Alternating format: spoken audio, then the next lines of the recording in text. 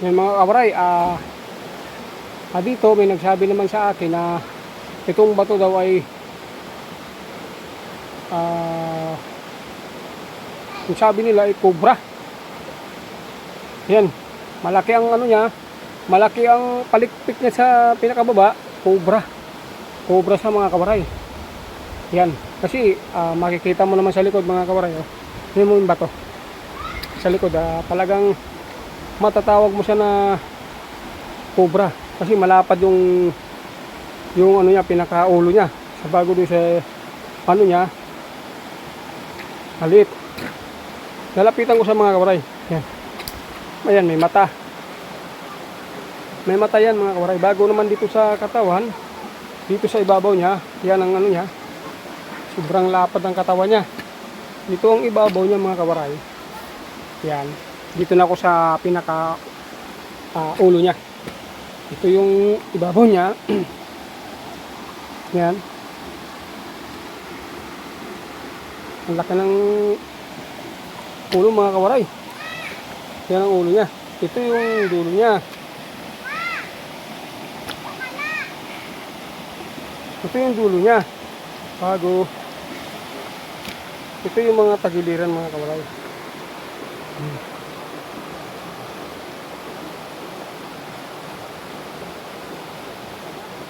Tagiliran niya mga kawaray.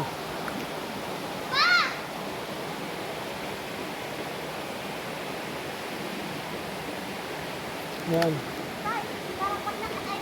Bababa ko yung mga kawaray.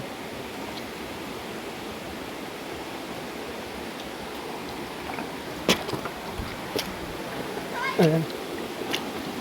Yan. Ito yung mukha niya. Pag tinignan mo yun sa malayo mga kawaray,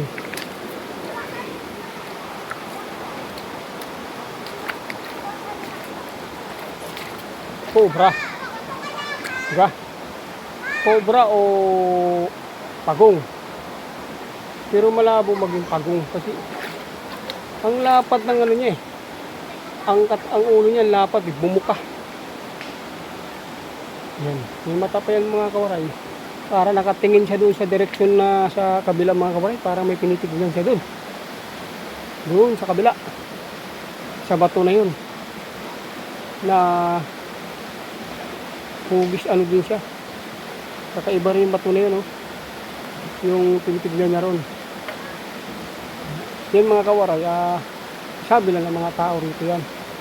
Pero yan, totally, hindi ko alam yan. Kung anong meaning yan mga kawaray. Sa akin lang mga kawaray, binibidyohan ko lang kung ano man yan. Tapos, gusto ko lang iparating yan sa mga yan, kaya nito kawaray. Bago ito ay may ano siya, may curve siya, oh, mga kawaray. Hindi mo alam sa gilid niya, yan ang ano niya, yung sa gilid niya may ukit siya mga kawaray. Yan.